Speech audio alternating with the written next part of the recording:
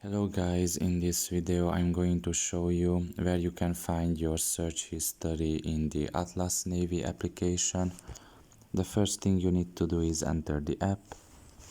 Once you're done with that, you should look down below and there you will see your search bar. Press on it and you can see that there are two sections here. The first is history and the second is categories, and by default we are going to be in the history section, and this is where you can see your entire search history.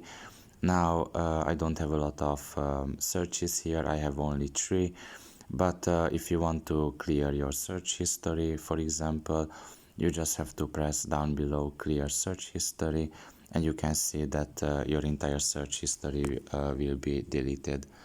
So yeah, pretty much this is all the video is about. I hope this video was helpful to you. Thank you for listening and see you next time. Bye bye.